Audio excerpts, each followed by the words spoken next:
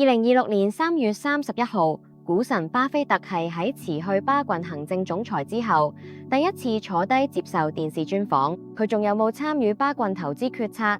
佢點睇而家跌緊嘅市場？佢手持超過3300億美元現金，究竟係驚定係等？呢次訪談一出，全球財經媒體、基金經理、散戶投資者爭相轉發，因為每一句話都唔係普通人講嘅市場評論，而係一個用70幾年投資實戰換嚟嘅人生結晶。股市漁夫導航員已經為大家整理好呢一次 CNBC 訪談嘅完整 PDF 摘要報告，涵蓋巴菲特對市場、Apple、聯儲局通脹目標、伊朗核武風險同標基事件嘅所有重點發言。大家可以係頻道連結免費下載，但係喺我帶大家逐一拆解訪談重點之前，大家回顧下佢嘅成長，因為你唔明佢點走過嚟，就唔會明白佢今日嘅說話背後有幾多嘅份量。亦提提大家，股市漁夫喺4月8號晚搞咗一個第二季研討會，完全免費，按片下連結就可以登記，就可以知道停戰會唔會牛市重臨，同埋港股有邊個板塊繼續受追捧，但係冇人提及。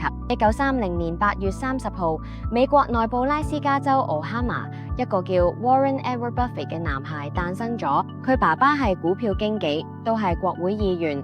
家境算係穩陣，但係年幼嘅 Warren 好明顯同其他細路唔同。喺6歲開始就喺門口賣汽水、賣香口膠，每罐賺幾個仙，從來唔係為咗零用，而係因為佢發現賺到咗錢要繼續幫你賺錢。11歲嗰年 ，Warren 做咗一個令全世界後來津津樂道嘅決定，佢用自己儲落嚟嘅積蓄第一次買股票 ，City Service Preferred， 每股38美元，買咗6股。3股係自己嘅，3股係幫家姐買，股價即刻跌到27蚊。Warren 驚一驚，但忍住唔賣，後來升返到40蚊，冇賣嘅，覺得夠啦。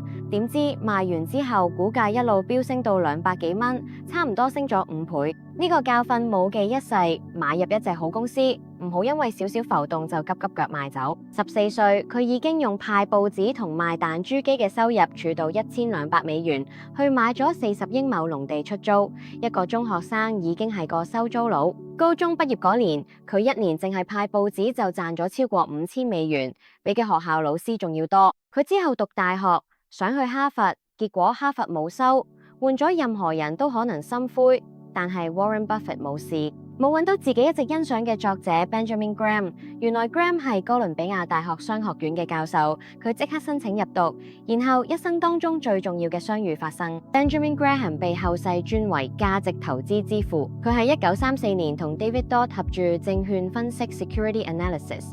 呢本書第一次將投資變成一門有理性、有系統嘅學問，而唔再係純粹賭博。Graham 有個概念叫做安全邊際 （Margin of Safety）， 意思係你唔應該以公平價格買入一隻股票，你要以大折扣嘅價格買入，預留足夠嘅空間俾自己做錯，用平價買有長遠價值嘅資產，等市場最終回歸到佢應有嘅價值。巴菲特係班上唯一一個拎到 A 加嘅學生。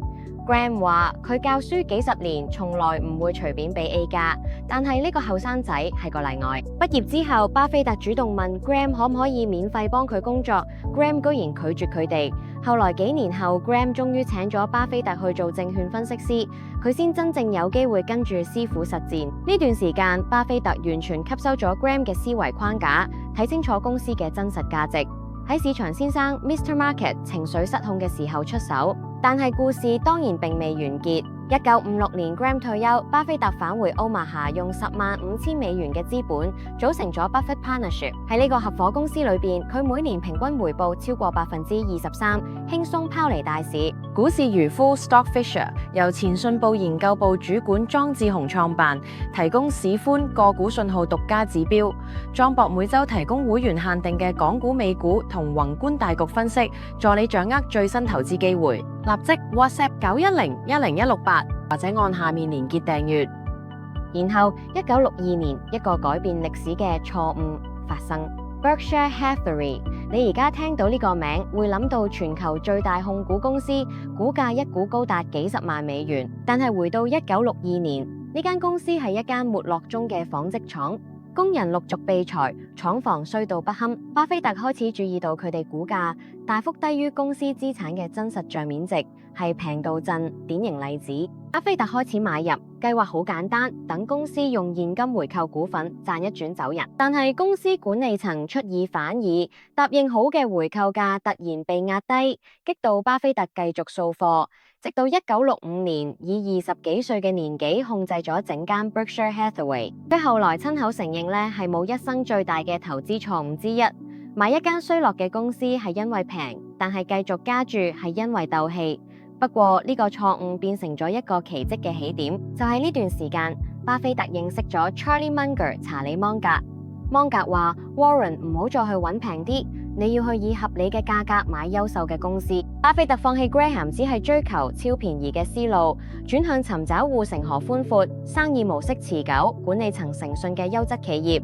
呢個方向改變咗一切。巴菲特停止咗紡織廠嘅業務，將 Berkshire 變成一個控股公司，用紡織廠賺到嘅現金流去買入街渠保險公司、Washington Post、可口可樂，每一間都係消費者愛不釋手、有極深護城河嘅偉大企業。以可口可樂為例，佢最初投資大約13億美元，而家呢個持倉嘅市值超過280億美元，而每年可口可樂俾 Berkshire 嘅股息已經超過8億美元，相當於當年投資本金嘅60%。呢就係複利嘅威力，呢就係耐心嘅回報。1965年到2024年 Berkshire Hathaway 嘅年複合增長率係19.9%，同期標普500係10.4%。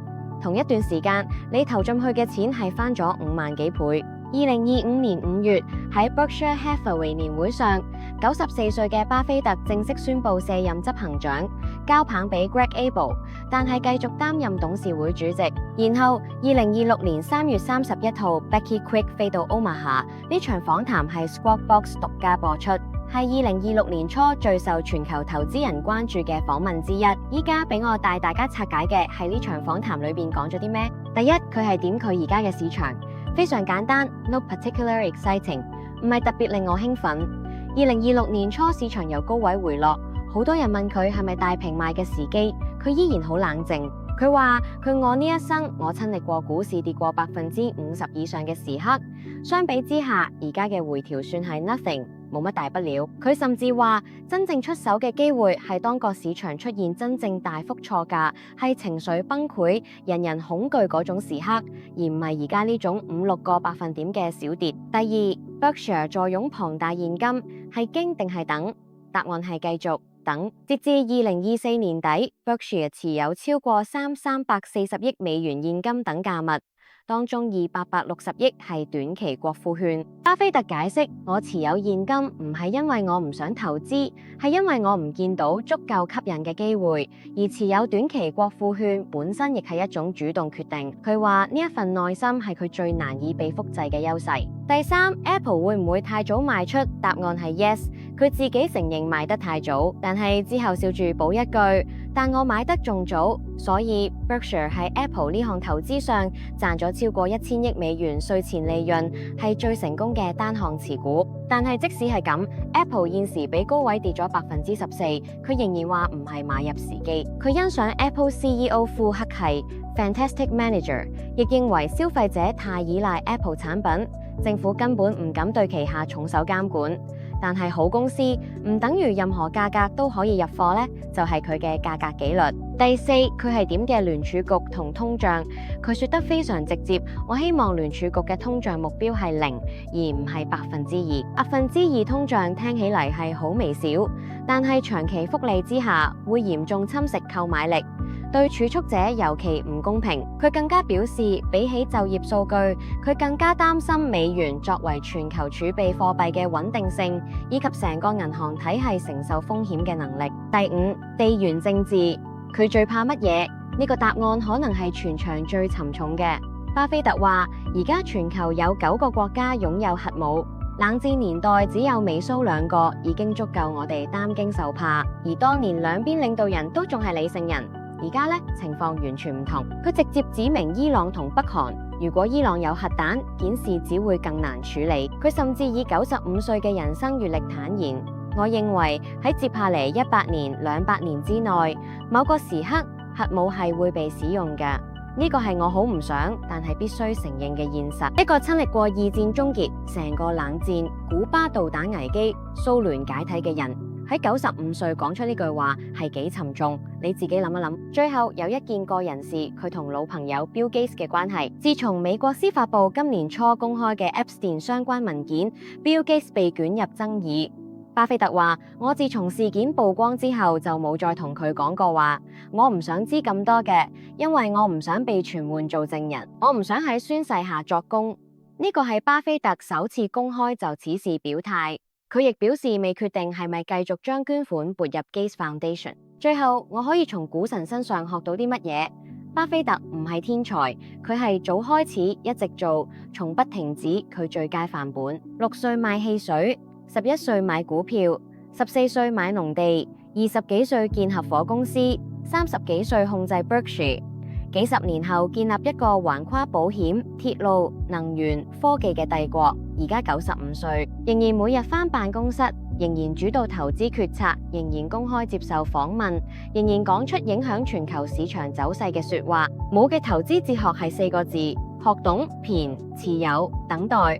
投資你懂嘅行業，冇合理甚至便宜嘅估值入手，持有優質公司，然後等待時間幫你做最重要嘅工作。信義呢4個字，好多人讀得懂，但係做唔到，因為最難嘅唔係選股，而係喺市場最恐慌嘅時候，保持冷靜，保持耐心，保持信念。我係股市漁夫導航員余文樂，記得下載呢一次訪談重點節錄。今日就到呢一度先，我哋下次再見。